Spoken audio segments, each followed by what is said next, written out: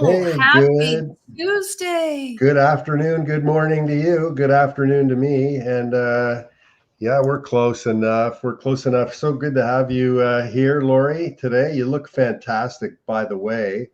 Oh, thank Holy you. cow, like a ray of sunshine. You're just bright and like and enthusiastic, and you've been through the grinder. For those who don't know, we're so happy to have Dr. Laurie Davis here. She's helped so many thousands of people. But 2 weeks ago, she was lying on a hospital bed.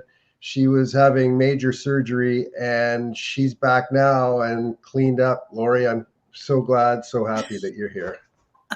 Well, I feel like a brand new woman, Doug, like I've been completely purged of all the sins and all the background and all the, you know, that's like there Yeah, was so much toxicity in my body. I couldn't believe it. Well, we all have that, right? But yeah, one of my good friends who works with a company that sells these technology patches, she wanted to send me some patches for detoxification, and I said, "Don't bother wasting your time or your money, kiddo. I've got nothing left in there to detox." you're so clean. I am right now. Yeah, that I'll see how long I can stay that way. Well, they did like the doctors. Thanks so much. Like the people who treated you, who took care of Oh, you, and now the people who are helping you heal. Like and I bet you it's some of your clients that are oh, you know what I absolutely. mean? So Yeah, you've been helping people for so long with your programs and your workshops, and now you're giving everybody else a chance to pitch in to help that's Dr. Laurie right. Davis. And when anybody wanted to support me, I said yes. One of my girlfriends said, "Is there absolutely anything you need?"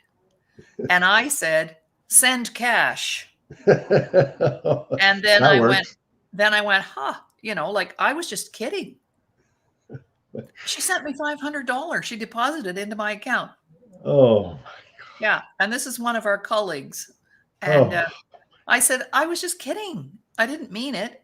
Well, she oh, said, hey, you're on your back. You're not working. You need you need cash. Okay. So I'm sending you cash. that's Isn't so that so amazing? kind. I Yeah. know. Well, Yeah. we're so lucky today. We got another Ottawa boy. Well, Oh, Winchester, right. Ontario. I could sort of say Ottawa, but he's coming to us from Manotick today. But pro athlete, first round draft pick, Slater Koekkoek.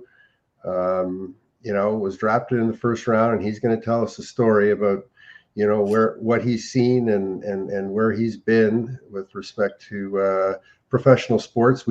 I put my Oilers jersey up. I wore number 8 for the Edmonton Oilers, All right. and Slater, he wore number 20 for the All Edmonton right. Oilers. Okay, Okay. so Slater Koekkoek is going to come up, and he started a new business. He's going to share with us his Oh, journey of performance, because yeah. for the athlete, performance comes, and then all of a sudden you realize you got to use the tools for recovery, Right. right? And so a high performer, and we all go through that. 100% of NHL players are going to lose their jobs. Yes. And anybody who's lost a job that's listening to us today, oh my God, like your stomach just falls, and that job is never coming back the way it looked. No. And your expectations about how people are treated and how they're led, if they're different than the people who are managing and leading the organization, it's going to be a tough situation. That's what I ran into.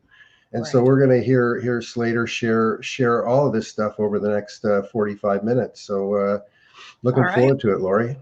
Well, let's bring him on. He's here. He's here. Awesome. Hey, Slater. Hey guys, thank you for having me out here today. Hey, you're coming in from where today? Out in Manotick, I got a little cottage out here, run my business out of here. It's my little sanctuary. If I could show you around, I would. Oh, nice. Wow, that's amazing. And do you spend any time in Winchester these days? Do you have family, grandparents there? Yeah, my grandma and grandpa are still out in Winchester. My aunt and uncle are there as well. My mother and father moved to Manotick maybe 10, 15 years ago. So they're here now, and then my wife and I live a little bit closer into the city of Ottawa. So we got family everywhere, and I try and get out to my country roots as much as I can. Yeah, it's not too bad a drive, right? I mean, it's sort of just right there and getting closer to the city all the time, right? Yeah, that's us just creeping in Manotick. I was telling you, we got a Starbucks coming here to Manotick. We're growing like a weed out here. Well, you and I share something in common. We were both drafted in the first round into the NHL, and you had a great career, a phenomenal career. I tell anybody who played 2 games in the NHL, they had a phenomenal career. You know what I mean? But you were there for how many games did you play? I think I was around 160, Doug. Maybe you know better That's than I do. that's insane. It's insane. You get over 100 games in the. Imagine playing. The guys that play 100 NFL games. Right. I mean, Yeah, it's a beating yeah, you take is the same every game. totally. And you know what that's funny about that, Doug, is I held a lot of shame towards only playing 160 games. That's something that I really had to work through with my therapist on, being a first round pick, and you and I can really hold weight in that. Is you're looked at as somebody who should play 1,000 games, or you should be Ooh. somebody who plays more years, and I wasn't. So I held a lot of shame towards that. Oh, wow. Mm. Now that's something I didn't know or didn't even think Oh, about. you brought it up. It crosses my mind all the time, and Mhm. it doesn't. Like I broke my neck in game 607, but I had 525 NHL games. And I see the same thing as you do, Slater. When I have conversations with people in the hockey world, yeah, you're almost hesitant to share. Right. Oh, wow. Yeah, absolutely. Out of Yeah, a I know. fear of judgment. Well, yeah. Oh, you got drafted in the first round. You were second overall, and then this. Yeah. You just feel like people are judging you. It resonates. That's Yeah. going to spin around in my head for the next 48 hours. Thanks a lot, Slater. No, it's true. And you see guys maybe drafted after you having Hall of Fame careers, or somebody winning the cup after drafted after you, and that really it ate away at me, and something that you have to work through in order to hold that pride of, you know what, I did play 160 games, or you know what, I did score X amount of goals, or whatever it is that can you can have that confidence around. When were you not alone anymore? Like when did you meet your wife, and what age did you get married? Or were So you I'm at together? Married, who cares? Like from what age were you, living together, in the hockey world? Yeah, so I met my wife during COVID of 2020, and we got off like bandits. We were two people really invested in um, personal growth. We love exploring the mental side of life and what that looks like, and being the best human beings we can be first. And she really taught me that of, uh, hockey's great. It's not going to last forever. What are you doing outside the rink? And that really made me wake up to the fact of, when I tell my story, I say that I was kind of asleep at the wheel in what I was doing. Through the day-to-days of hockey, there was no passion that was lost. My drive for the game was, almost zero. And she recognized that. She said, what's going on here? What can we do? And that ultimately led to me getting the help that I needed on the mental side. Wow, incredible. And you look back on it, and where would you be if that didn't happen? Mm-hmm. You see so many situations where guys are at the top. And I should bring this up right now. My line Yes. mate Mo LeMay has passed away on Saturday. But it was a hard road for him after hockey, right? And I got a note from him. I saw him at the Edmonton Oilers, the closing of the Northlands Coliseum, and then and then he died living in somebody's spare room, and out on the West Coast. And so, Mm. the directions are just like, it's almost like you're on on a razor blade, right? Right. Yeah. Is that how you felt when you were playing in the NHL? Yeah. It was an interesting time, Doug, because um, I don't want to say I was a pioneer in the sense, but nobody had joined the player assistance program at the NHLPA for a mental health that I know of. Obviously, you don't share. People just say that they're going into the player assistance program. There's going to be speculation. You don't have to share what it was. I can share what mine was in the sense that um, I wasn't struggling with any sort of substance abuse. I wasn't. I wasn't on that path. What I was struggling with was strictly the mental side of I felt it hard to get a positive thought into my mind around the game, around life. And so it was an interesting conversation where I reached out to the Players Association saying that, I think I need to enroll in some therapy. I think I need some time away from the game. And they were like, what substance are you dealing with? And I was like, nothing. But do you want me to? And it was like this sense of, do I need to be at that point before I can get this sort of help? Anyways, I think that they've done a lot of work at the PA in the last few years. You see a lot more players joining for whatever reason. We can speculate, but I believe it's a lot more on the mental side. So I think that was a big hurdle for me, and I was a little bit nervous of going in for that reason, but ultimately got to a place where I'm happy. Well, I'm glad to hear that they're open, because the way people were being funneled, obviously they realized it wasn't the most effective way. So I'm really glad to hear that. And so you were happy with the program? I was, yeah. I was in contact constantly with their lead doctors. I found a beautiful therapist here in Ottawa who is she's the highlight of my every other week. I go to see her. She's a former athlete, still an athlete actually, and just the bond we've built, the safety I feel around talking with her, and the help that she's provided me, honestly, has changed my life. Mm-hmm. Cool. Laurie, you must be bubbling over there, with questions. Well, I think that I know that Doug and I've had many, many conversations about traumatic events, but I've recently, after the surgery that I had a lot of time to think about things. And, the trails of trauma, start very early. Like some kids are born and it's a traumatic event, right? Because there's a C-section, or I'm breached, or there's something wrong with me, or I didn't get home with the family, or, so trauma starts and early on. And so we get used to it. But then there are those ones that we're not used to that hit us hard. Mm-hmm. And certainly your aftermath is more common than we'd like to think. Yeah. And not just with athletes, but I worked for an organization in the States called 40 Plus. This was years ago. And it was a nonprofit organization that supported executives who'd lost their jobs. And they were so devastated because their whole identity was tied up in their title. So, vice president of sales, president of operations, the CEO. And it was an organization that set up places where these guys could actually get up in the morning, put on their shirt and tie, and pretend they were going to work. That's how devastating it was.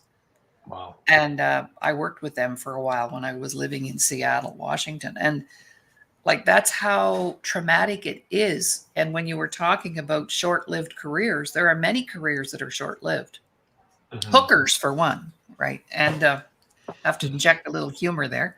We don't want to get too serious, but athletes, people who are in high-risk careers.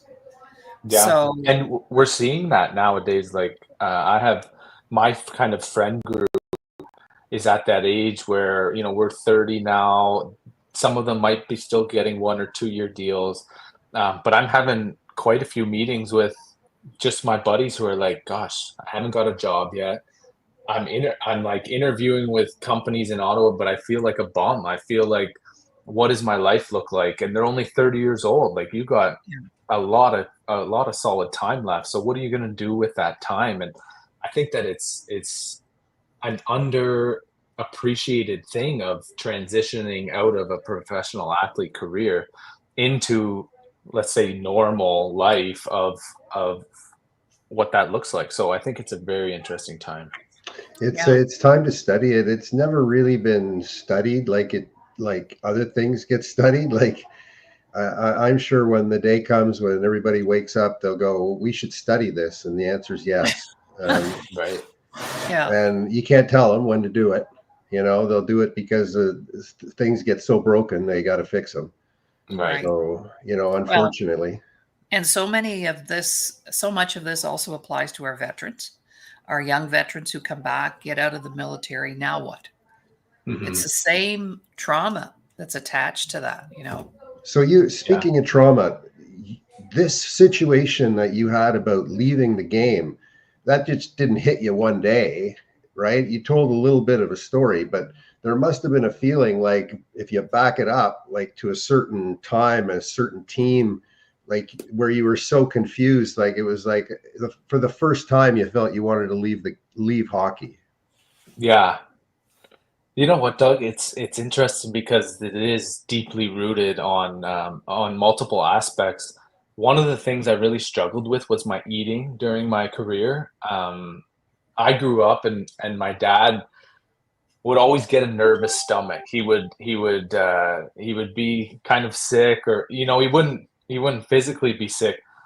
He was just nervous, and we thought it was kind of funny as kids. We were like, "Oh, Dad's just nervous." Whether it was my hockey game or my sister performing, he would be nervous, and we'd laugh at it. And then all of a sudden, I got to OHL, kind of professional, and I couldn't eat. It was a nervous stomach where before games I couldn't eat, the day of games, the day before games, and that's what was a really traumatic event for me. I would eat by myself, just in case I couldn't eat. I would make up excuses on why I couldn't go to team dinners, just so that I could bring the food back to my hotel so I could be by myself. Um, just in case I didn't eat anything, I didn't want comments coming from my teammates on what was going on. And then it got to a point where during the season I would always lose a ton of weight, and I was thin as can be. And my teammates were making comments around, you're not going to win battles in the corner weighing that much. You're not going to, like, what are you doing? I would have GM saying, we need you to put on 20 pounds to be that physical aspect on the blue line. And I couldn't do it. So that was one of the traumatic experiences for me that led to this troubled relationship with the game. And ultimately, when you have enough troubled relationship aspects towards the game, you fall out of love with it. And that's what really led me, I believe, to having this lower drive. I didn't want to be there. I didn't care to get better in the sport. I was just checked out. Introducing Veteran House Alliance International Monthly 50/50 Raffle. Purchase your ticket today, link on display, and have a chance to win cash and help a great platform supporting veterans.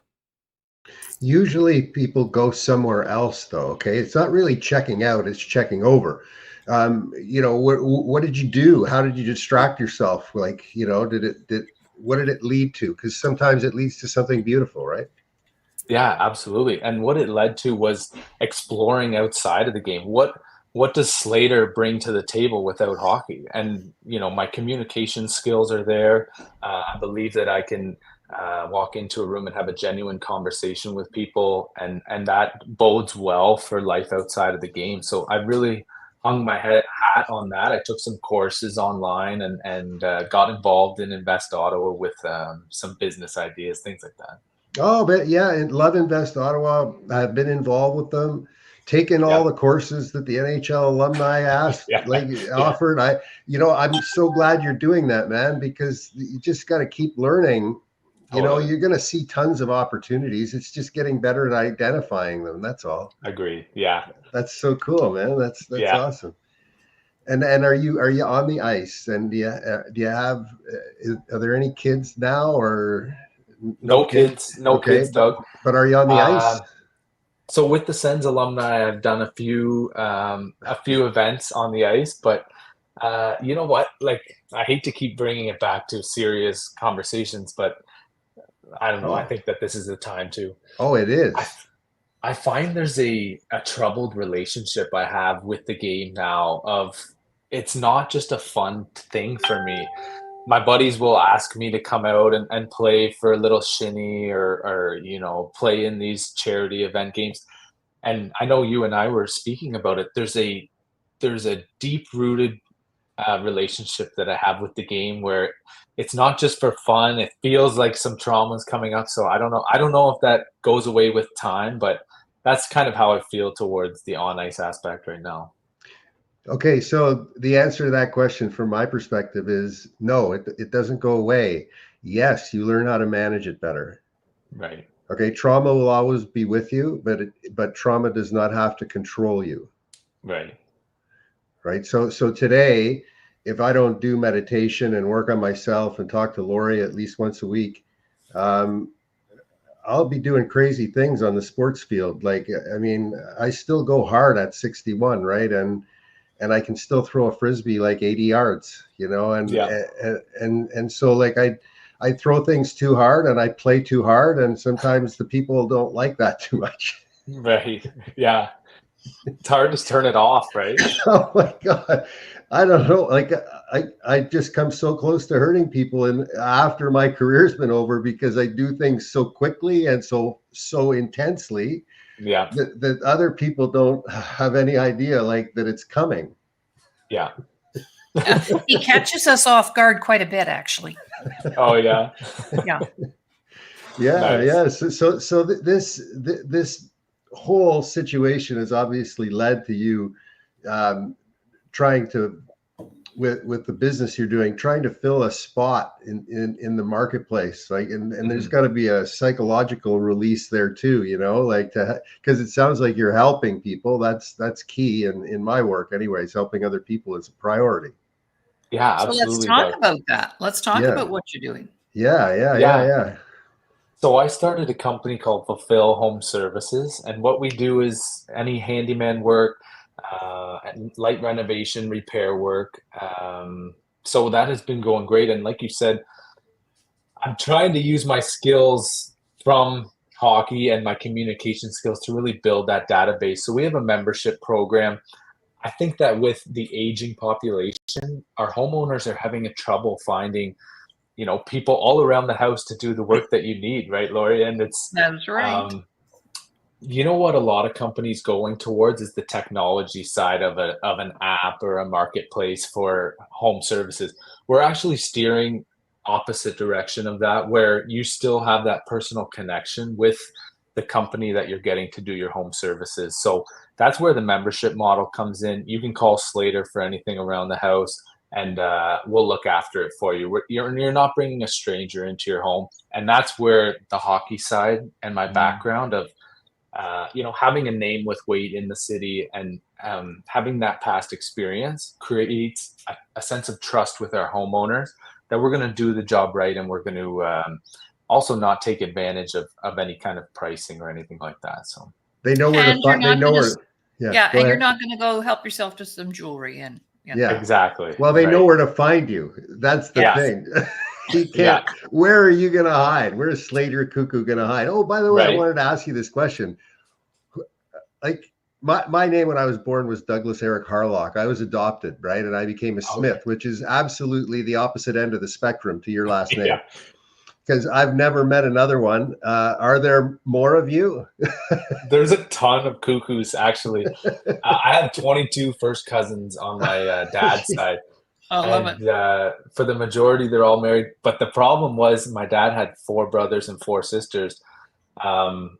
But the 2 out of the 4 brothers had only girls. So there's only a handful of physical Koekkoeks, but lots of us with blood relation. And the history of the name? Dutch. Yeah. Okay. Yeah. So we went for a family reunion up in Apeldoorn, which is maybe an hour or two outside of Amsterdam, and we got to see all the rest of the cuckoos. So Amazing. Nice. So what do people do? Let's say they need help, because everybody needs help. We need help around here. And what do they do when they want to bring you on board to take care of certain things? Is there a list online that they can look at? So there's not a list, Doug. Usually what happens is they'll call me and we'll do an initial consultation, see if Right. there's any jobs that need done kind of right away, and what is happening on a recurring basis. So every fall you need your yard cleaned up, we'll schedule that in. You need your gutters cleaned out. Maybe you're looking to have a bathroom redone. We'll organize everything for you. Our cost is super transparent on a cost plus model. Our members have access to wholesale pricing. So most contractors are charging cost plus 30 to 50%. Ours is a cost plus 15 for our members. So you're getting in there for a good deal. Our membership is $60 for the year, which is super affordable. Amazing. And that provides you with that sense of comfort that you have one call to make for anything that you need. And how widespread does this is this the Ottawa area? It is, Doug. For right now, Ottawa, we have super large goals of expanding across Canada, and but for right now, we're testing the market here in Ottawa. We launched with this model maybe about 2 months ago, and we're over 20 members at the moment. So hopefully, we continue to grow that.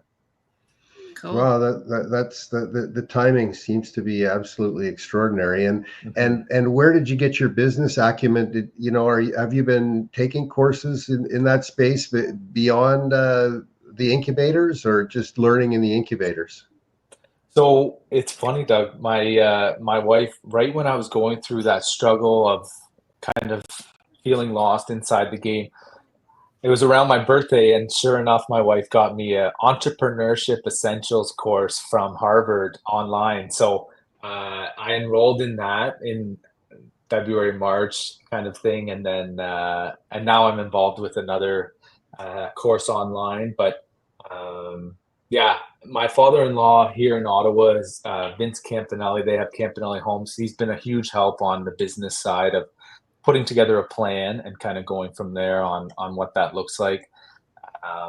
But yeah, it's been a great journey. And understanding people, right? To be in that business, you really got to understand people, and that's probably rubbing off on you. Yeah, absolutely. And sales is a little new, but then my father-in-law was great in connecting the dots of, I've been a salesman my whole life. I've been selling myself on the ice, right? And these are my skills. It doesn't change much. I'm going to look after you as a client. I have your needs at heart. Giving them a personal perspective of, here's what we're going to do, and here's what you can expect is super important, and that's been great. Man, it's like you've got more supporters now than you had when you were playing in the NHL. Right, and it's a different in a different way. Yeah, it was, at least it was coming along when you were in the NHL. There was no supporters when I turned pro, right? So, No. but you had supporters when you were in the NHL, right? Like, you were sort of surrounded by a few people that you could ask them to take care of, or help you out with certain things. Is that the way it is now? Yeah, I would say that it's come a long way, Doug. It was kind of a new thing to have a mental health coach on a team. But by the time I was in Chicago and Edmonton, that was more prevalent, Tampa as well. So I think that having that support is a huge thing to young guys nowadays, and I think that it's only going to get better. Well, and they have their chefs now, like when I was in Edmonton, and it seems like they're adopting that principle that it's time to work with the space in between people. Mm-hmm. Yeah, I would say so. Yeah, that's fantastic. And how many people are you working with right now? How many people are involved with your company, or touching your company? Yeah, we have a few on staff full time, Doug, but most of the time I have a marketing team that I work with. I have my sister is a great consultant out of Calgary. She connects me with different teams on the PR side or on the marketing team side. And then, yeah, my wife is head of sales and marketing for her company here in Ottawa. So she helps me out with that side. And there's a large team behind the scenes. Yes. That's amazing. That's amazing. So where from here with respect to mental health? Like, do you have your claws in there anywhere? Like, are you working with anybody on advancing sort of the industry, or are you finding just yourself right now? Yeah. So on that side, I find that like I was mentioning before, I'm having a lot more recurring meetings with either players maybe entering the retirement area, but to kind of shift outside of the game, Doug, I think that there's a huge need for help, especially for young men in today's world. I think that there's a lot of contributing factors towards this feeling of being less needed. We're feeling a little bit lost as young men on what our role is in this society. So, if there is something that I can sink my teeth into more going forward to help that side of specifically young men, because that's who I can relate to, then I'll try my best in that area, but nothing currently full time that I'm working on. Oh, you're working on your consciousness right now. I think that's the thing that's leading the way, right? Right. And then once you become conscious, you want to help other people with that process that you use to become that way. And so that's very cool. There's going to be so much space in the healthcare industry. It's growing at leaps and bounds, and people don't have doctors right now, and so it's a great place to position yourself, because you're also a voice too, right? And you can get to more people. I always say to people, I want to be able to have my message so tightly packaged that I can drop it from a helicopter and it sprinkles all over the place. And when people pick it up, they go, oh, and it changes them. Right. And that's, you're sort of, sounds like you're sort of at the beginning of that journey, putting all the pieces together. Right. And absolutely. Yeah. That's amazing, at home too, which is nice. Yeah. And Laurie? Yes, Doug? What do you want to know, Doug? Oh, I'm just fascinated by the common links between the two of us. I could talk about the common links there. It seems like every time I tell a story, it connects up. You could finish the sentence. Right. And the shocking thing to me about that, the realization, the sad part about it is, there's a huge difference between our ages. That means, it hasn't changed much in 30 years. Right. Right. Which makes me think we need to get this in the hands of the NHL network and say, why don't we have a conversation? Right. Yeah. Because things. Yeah. Sorry, Doug. No, we're just a couple of first rounders. Just want to tell our story. You know what I mean? Right. We welcome you to advertise and promote your goods and services, and/or brand your logo to 34 million subscribers on Canada Talks 167. Your investment will go towards our employment programs in the media industry for persons with disabilities and veterans. So, Slater, I particularly love working with young men because my first husband died by suicide at 34. Oh, wow. And that came out of left field. That came out of that. There would never be somebody that you would expect that to do that. And so that was when I had my first sort of wake up call. I also had my first business when I was 12. So I've been an entrepreneur for over 60 years. And so there's lots of connections here. And so 32 years ago, I opened my doors for business because I did all of my research around the concept of self-worth. And at that time, 32 years ago, I couldn't find a book. I couldn't find a paper. I couldn't find anything that had ever been explored or written about that. But see what happens, that loss of career, that loss of identity, the first thing that it impacts is my ability to place value on myself, because my value was all tied up in what I did, not who I am. Right. So that's the work that I do. And one of the things I was involved with during COVID, you might like to have a copy of this, Ignite the Entrepreneur. Love it. And this is a compilation book. 35 of us worldwide wrote an article about our business ventures and whatever. But out of that came, for me, I now deliver a product called 100 Shades of Entrepreneurship. So I have 100 workshops just for people who'd like to become a professional entrepreneur. Oh, beautiful. Yeah. So And there's they're lots so of simple. The programs and courses, the workshops Laurie has are so simple. They're simple in concept, but when you look at them, you go, oh holy crap. cow. Yeah. How did I So get this far without knowing that? yeah, Right. that's the exact feeling. So anybody who hears this show, don't hesitate to lock in on Dr. Laurie. Or Mr. Doug Smith. You see, aren't we great at promoting each other? Because self-promotion is not highly recognized. You have to have somebody promoting you. Because self-promotion is very difficult sometimes, right? So I just tell people, if you want to know more, call the doc.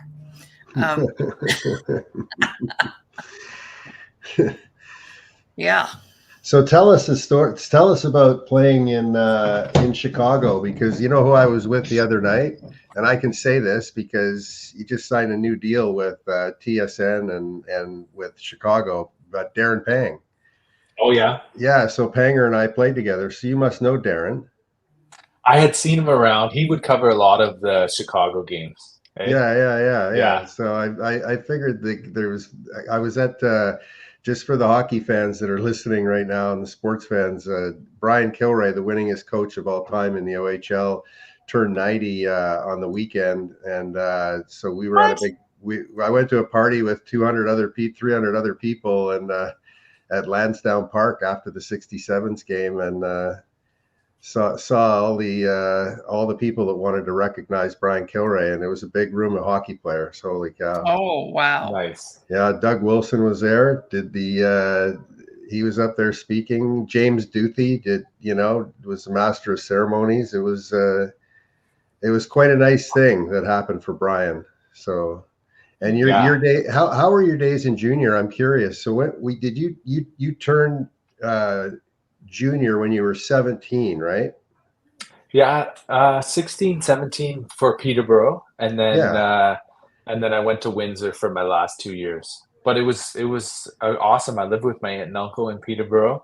I was going to ask. Yeah. And obviously we had Cuckoos in Peterborough, so that was great to live with them. And then I went to Windsor, and then I was into Syracuse for my minor hockey, like my AHL hockey in Syracuse, and then Tampa from there. So great experiences in junior. Met a lot of friends that I'm still friends with, and my billet family from Windsor was just fantastic. So much support.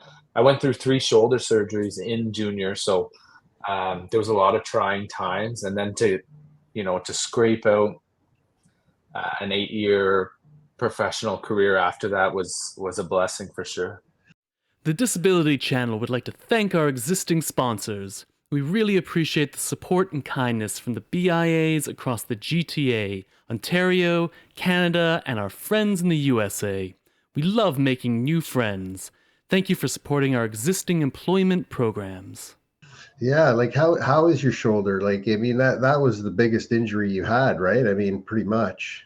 Yeah, so I had 3 shoulder surgeries back to back through junior, and it was frustrating. It was why is my shoulder coming out all the time, and then my other side would come out, and I had one surgery that didn't work, so there was 6 months just down the drain.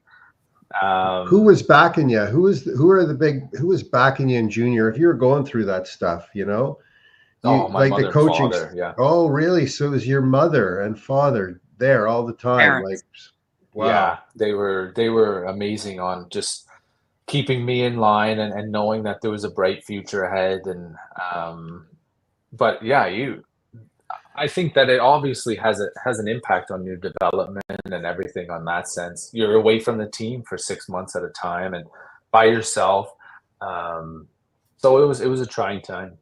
Now you played a role as a defenseman where you had to. I mean, there was times if you were going up and down where you were being dependent on to fight, right? I mean, to go after other guys.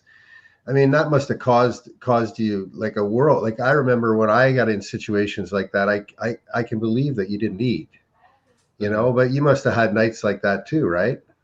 Oh yeah, and it was again just feeling the sense of like I'm supposed to fight here, but I can't. My shoulders are going to come out, and there was this struggle of being physical versus protecting my body. Like I wouldn't tell anybody when my shoulders came out, and I would just try and pop it in myself.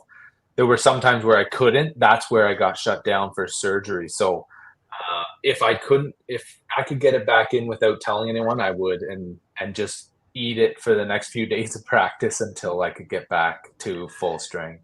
But the mere act of fighting, to look at it in a different way, even if your shoulders were perfect and you were invincible, that sheer act, I think, is something that has to be managed for the rest of your life, right? Right. I'm sure you see all the fighters that struggle with different. I've heard that they couldn't sleep before the game. They really struggle with that mental side. So I couldn't imagine being in that position where you're looked at to fight super tough guys. Like back in your day, those were monsters. So yeah. couldn't imagine that. And what are you doing right now for, like, we all take impacts, right? Axons have a shear strength. We all got to rebuild our central nervous system. I mean, that's where longevity is going to come from. What are you doing right now with respect to keeping your brain like cutting edge? If you want to keep it like 30 years old, 35 years old, the rest of your life, what are you doing right now? So I have a few things. I go to chiropractor once a week.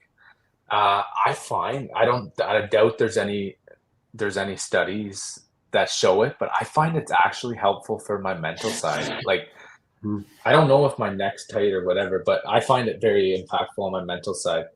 And an interesting product, I don't know if you've heard of it, and I hate to give them a free plug, but it's called New Calm, and it's a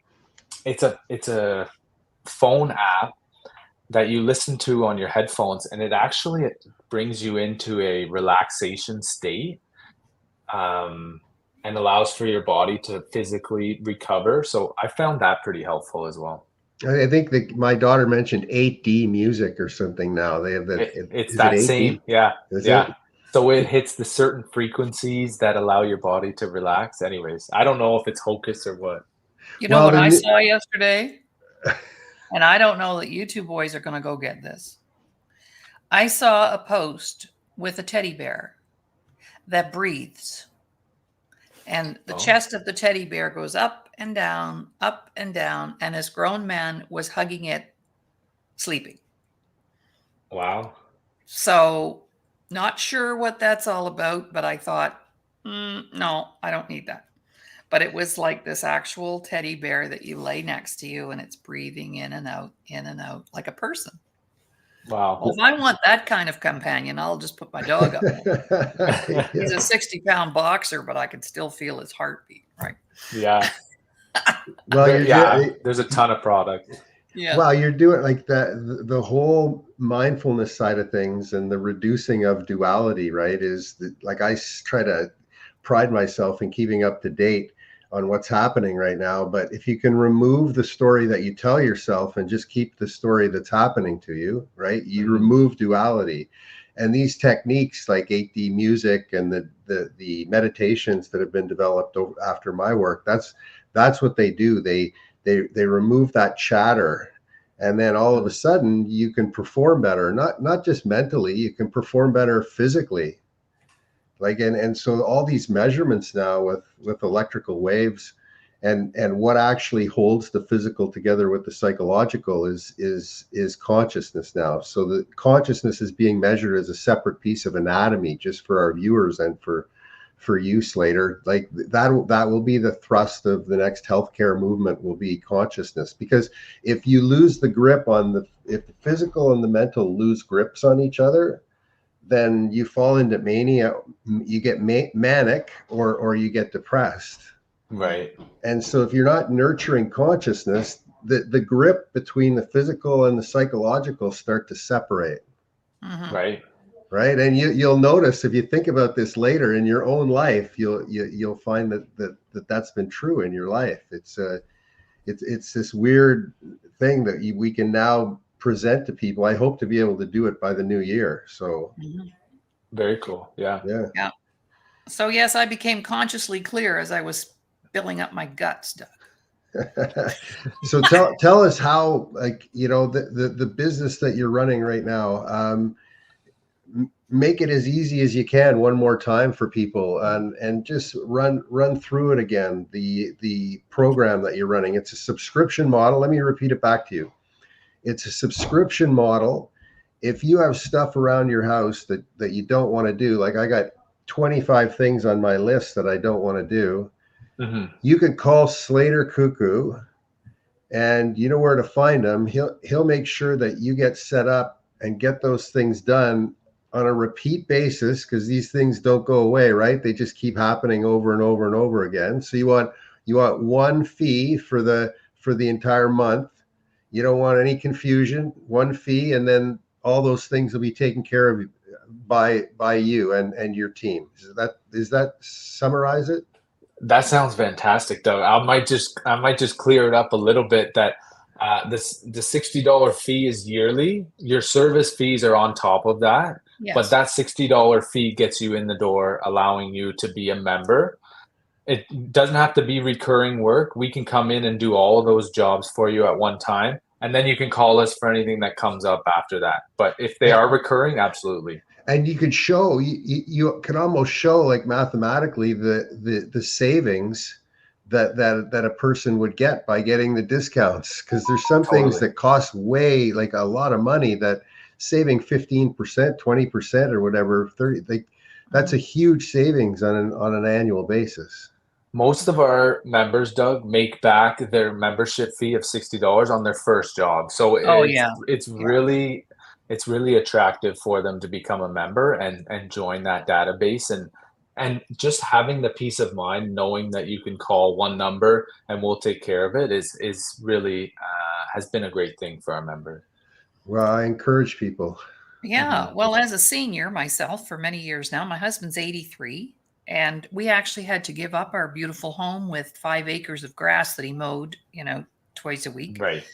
And other things that were, going to be needing done at the house and things like that. So we downsized. But for me, what you said that would resonate for a lot of seniors would be the fact that they can trust you. Because a lot of seniors right now are very, very cautious and afraid of scams. Totally. We get calls every day from people trying to get our Visa numbers. And so some seniors have become extremely paranoid about even letting somebody into their house to fix something. So I think what I heard you say, I don't think it, I know it, that because of your background, that helps to add to that credibility that you have to be able to safely walk into someone's home and they feel safe and secure. So to me, Absolutely. That's your biggest marketing tool. Yeah, I agree. And you hear horror stories of people asking for deposits up front and then getting scammed. But like you said, we're getting 10 or 20 emails a day from scammers. So you don't know who to trust. And that's where we come in. That's right. A professional on the ice and a professional in business, right? You want to do that crossover, because people instantly see us as professionals. The only one that takes it away from us is ourselves. Right. That's right. Yeah. Right. I mean, because if you just dress the part and not say a word, you win all the prizes. Right. That's right. Right. That's right. And it's amazing. And the thing that I would share with you, Slater, is, when you're thinking about these things and you can't eat, and I've been in that situation, and Brendan Burchard has helped me over the years, and you can handle any situation that you get in. And I use that as a mantra, because I've been in some bad situations. Right. Right. And I handled them, and none of them could be as bad as that. Like, as the situations I was in. Mhm. And so I have that written down, and I see it every day that I can handle like any situation that comes at me. And with the backing and support that you have on the business front, this is going to be a monstrous success. I mean, Oh, I Absolutely. appreciate that. Thank you. You're yeah, on it to is. something. You're on to something. Let's marry Oh, it. thank I'd like to marry it to somehow marry it to healthcare, because I don't know if you have that on your plan, but put it on your plan a year or two from now, right? But you know Right. what, Doug? May I interject and say that actually what Slater's doing right now does contribute to people's health and wellness. Yes, so you're because there. it brings peace of mind. And that's something that seniors that's all they want. I asked my husband the other day. He's 83. And he's in pretty good shape too. He's good looking, but he's a lot older than I am. He robbed the cradle. But anyway, I said, Ron, okay, at 83, what's the top 3 things in your life that matter right now? Here's what he said. And he had a big career. He was an aircraft maintenance engineer. He had been in the military and he worked, all over the world. He said, Laura, first of all, somebody to love, somebody who loves you. And I have that. I said, well, you better behave yourself or you might not. Number 2, a roof over my head. See, this is what seniors, because so many seniors have had to give up their homes. It's just amazing. The largest poverty group in Canada is women over 50. Wow. A roof over my head and good food and a warm bed. And he said, after that, I've had everything else. I don't want anything else. That's it. Wow. And live to be That's 100 and be healthy. Good insight for you there, Slater, as you as you build this thing. Totally. And we actually have an interesting marketing campaign coming out where it's one of our members who was one of our first members, and she's exactly that, aging in place, and she loves her home. She doesn't want to go to a No. care facility or somewhere smaller. She loves her home. So we're having it done where she's kind of looking at a brochure for an older age home, and then she calls Slater for her home, and we're looking after all of the upkeep and everything that way. So yeah, it's totally along those lines. I love it. I love it. That's fantastic. Yeah. Well, that's the cool thing is once you enter the home and you have trust, the world's your oyster, right? I mean, that's right. Totally. especially today. So, and you've obviously worked really hard on being patient and listening, like your persona, the way you handle yourself in this environment. And when we had the conversation, you don't talk like a hockey player. I hate to say that, but people say that. People say that to me all the time. I mean, what do you mean you played hockey? You don't talk like well, hockey. they can't talk. Huh? Well, yeah, but some of them, the subject, I mean, it's just because of the nature of the game. You've sort of left it behind. I guess that's the message I've got a hard line. The line came down like a guillotine, but you also drew a hard line. You brought it down mentally like a guillotine. Like that's unbelievable how you Amazing. did that. But both of us just went like this, right? And separated ourselves from it. And I went back and I got skating again after 13 years because I had the spinal cord injury, and then I played with the alumni. So I feel where you're at right now. Like I got a chance to play with the guys and hang out, but I was always my wife would say, I guess you're playing hockey tomorrow. Like, and I was just going to play at Ottawa University with the guys, and and she can tell by my behavior that I'm going to play hockey, which is ridiculous. Yeah. Right. But you get what I mean, right? Yeah, absolutely. Yeah. There's a few comments here. I'm just going to flash them up. We don't have to respond to them in any way, but we have people watching the show live right now. And Kathy Bell, she's one of our people at the Disability Channel who helps us with our shows. But she says, her parents are 92, 93, but she takes care of them. They're still in their own place, right? And then she wanted to know if you do basic things like plumbing and leaky taps. And Oh, and here's a cute one Kathy put up. My mother has a teddy bear that snores. She got it at the Banff Springs Hotel. Nice. That's the And one you were talking. Kathy's a big football fan. She doesn't miss any of the Ticats games. And here she is. She said, quarterbacks who get injured undergo a lot of stress. So it's not just hockey, right? It's all sports, all athletes. So just wanted to put a few of those comments up. Oh, and she had one more idea for you, Slater. She said, maybe you could provide healthy meals for seniors while you're, fixing their place up. Kathy, my wife does most of the cooking at home, so Yeah, I there don't you think go. I would be bringing any meals to No, their homes. No, there are services to do that. There you go. Yes. All right. Back to you, Doug. Thank you, Well, Slater, for being here. Our time is up almost. And just on behalf of the show, it was a very big pleasure meeting you. And thank you for your flexibility in getting you on here this week. Thanks so much. Over to you, Doug. No. Meeting basic needs we talked about, right? We talked about clarity of thought in the meditation and the music.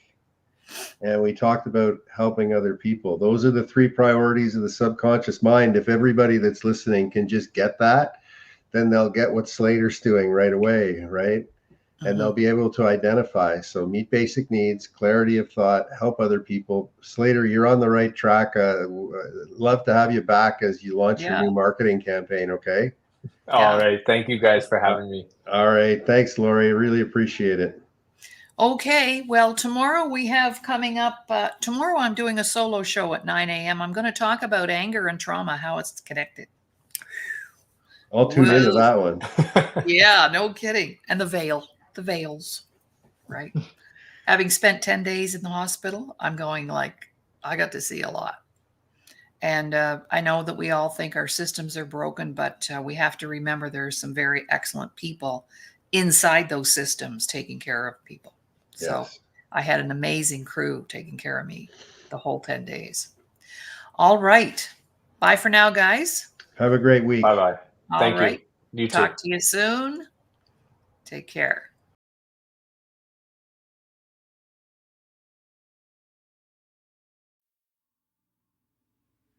Love is the only way.